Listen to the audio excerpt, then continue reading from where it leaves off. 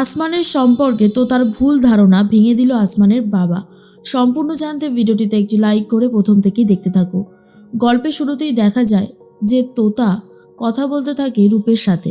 এদিকে বিয়ে বাড়িতে সবাই ব্যস্ত, আর অন্যদিকে আসমান ফার্স্ট ক্লাস পেয়েছে। এটা জানার পরে আসমানের বাবা তো ভীষণই খুশি হয়ে যায় আর বলে, সত্যি আসমান, তুমি যে এত ভালো একটা রেজাল্ট করবে, এত দারুণভাবে নিজেকে মেলে ধরবে, সেটা আমি ভাবতেই পারিনি।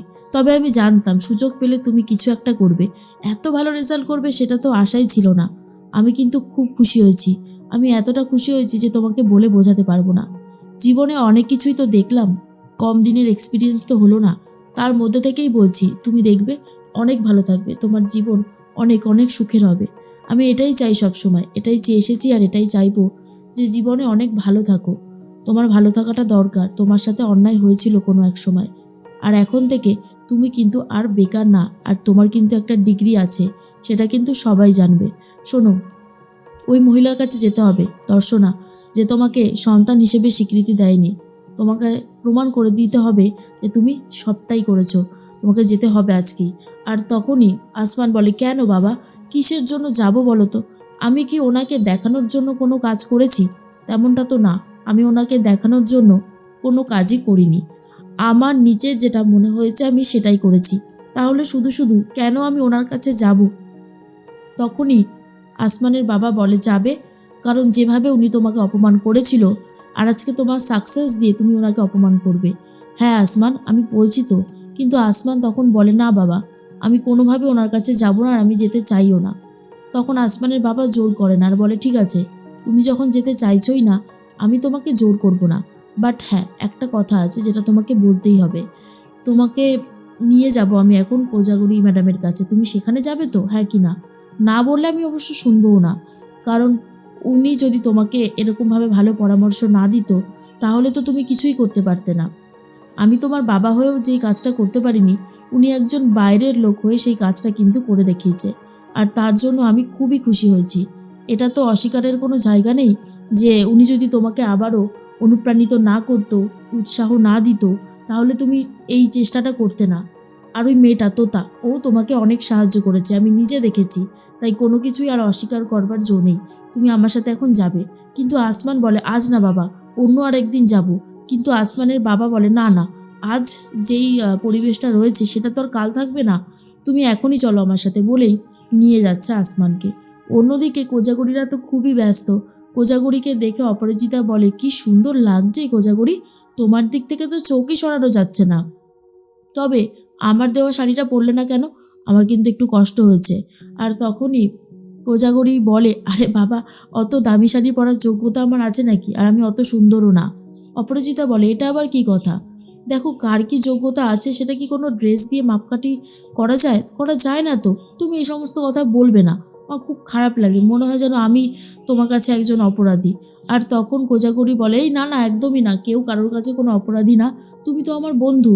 ওই দেখো, চলে এসেছে উদ্যোলক বসু। এরপর উদ্যোলক বলে, তা তোমরা কি এখন আবার রাগ অভিমান মেটাচ্ছ নাকি? কোজাগরী বলে, ধুস, রাগ অভিমান মেটাতে যাব কেন? আমরা এমনি কথা বলছিলাম। শোনো, তুমি কিন্তু খাওয়ার দিকটায় দেখো, ওদিকে কিন্তু লোকজন আসছে, তুমি ওদিকটাতে একটু যেও। উদ্যোলক বসু বলে, হ্যাঁ হ্যাঁ, আমি সব দিকে নজর রেখেছি। এরপরেই কোজাগরী বলে, অপরাজিতা তুমি যাও না, আমার ছেলেমেয়েরা তো তোমাকে ভীষণই ভালোবাসে। অপরাজিতা বলে, তোমার ছেলেরা আমাকে ভালোবাসে সে নিয়ে কোনো সন্দেহ নেই, তবে মেয়ে ভালোবাসে কিনা আমি জানি না। তোমার মেয়ে কিন্তু আমাকে প্রতিদ্বন্দ্বী মনে করে। আর তখন এরপর কোজাগরী বলে, দোষ, ওর কথা বাদ দাও তো। ও এই সমস্ত মনে করে না, আমি তো ওকে চিনি। ও হচ্ছে আমার মেয়ে, আমি খুব ভালো মতন ওকে জানি। ওই দেখো, কোকোর মা এসেছে। এরপর কোকোর মার সাথে কথা বলতে থাকে। কোকোর মা তখন বলে, তোমাকে কিন্তু দারুণ লাগছে কোজাগরী, চোখ সরানো যাচ্ছে না একেবারে। কোজাগরী বলে, বাহ, এখন তো তুমিও দেখছি শুরু করলে। এরপর কোকো এসে মায়ের সাথে কথা বলতে থাকে, সবাই মিলে হই হুল্লোড় আনন্দ করছে। এর মধ্যেই রূপ তখন বলে, আজকের দিনটা কিন্তু খুব ভালো লাগছে, বলো? এরকম একটা দিন আমাদের জীবনেও আসবে, আমরা কত মজা হই হুল্লোড় করব। আর তখনই বলে যে, হ্যাঁ তা অবশ্য ঠিকই। আর অন্যদিকে তখনই কথা বলতে থাকে অনুশ্রী আর বলে, এই যে অপরাজিতা দি, সব কিছু দেখে শুনে নিচ্ছ তো, খাওয়া দাওয়াটা কিন্তু ঠিক মতন করো। এর মধ্যে আসমানের বাবা আসমানকে নিয়ে চলে এসেছে। তখন আসমানের বাবা বলে, ও আজকে ওনাদের বাড়ি কোনো বৌভাত টৌভাত আছে বুঝলি। এরপর আসমান বলে, তা বুঝতেই তো পারছো বাবা, আজকে চলো না, আজকে আর ওই ভেতরে ঢোকার দরকার নেই। কিন্তু আসমানের বাবা তখন বলে, না না, এত দূর যখন এসেছি তখন আমি কিছুতেই এখন যাব না। আরে ওনাদের সাথে কথা বলে যাই, বিশেষ করে কোজাগরি ম্যাডামের সাথে, কারণ ওনার অবদান তো তোর জীবনে কিছু কম নয়, তাই ওনার সাথে কথা বলাটা ভীষণই দরকার। আসমান খুব বিরক্ত হয়, বুঝতে পারে যে এখানে আসাটা ঠিক হয়নি, কারণ আসমানকে দেখে অনেকেই আবার রিয়াক্ট করতে শুরু করে দেবে। তখনই আসমান বলে, বাবা এখনও বলছি চলো না, কিন্তু আসমানের বাবা যেতে চায় না। এরপর বলে, আসতে পারি? তখন তোতা, রূপ, বাকি সবাই কোজাগরি দেখে অবাক হয়ে গেছে। রূপ তখন বলে, তোতা এখানে কি করছেন? মানে এই যে আসমানকে কি নেমন্তন্ন করেছিলে তোমরা আজকের দিনের জন্য? আসমান কি চাই বলো তো? ও তুমি তো আমার আবার দাদা, তাই না?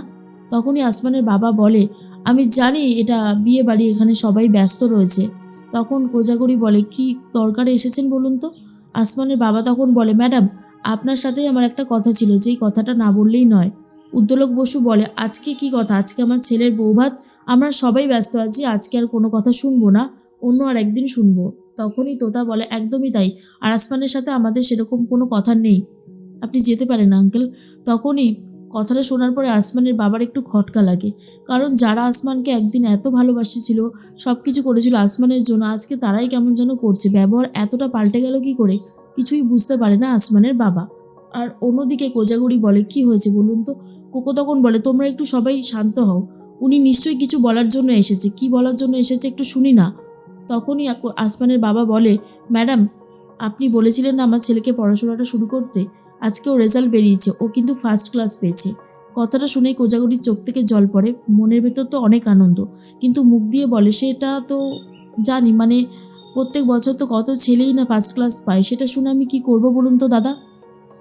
উদ্দোলক বসু বুঝতে পারে এই কথাটা বলতে গিয়ে কোজাগরির অনেক কষ্ট হয়েছে। আসমান তখন বলে, সেরকম কিছু না ম্যাডাম, আসলে আমার বাবা চাইছিল যাতে আমি এসে আপনাকে একটা নমস্কার অন্তত করে যাই। তখন উদ্দোলক বসু বলে, এসবের আবার কি দরকার আছে?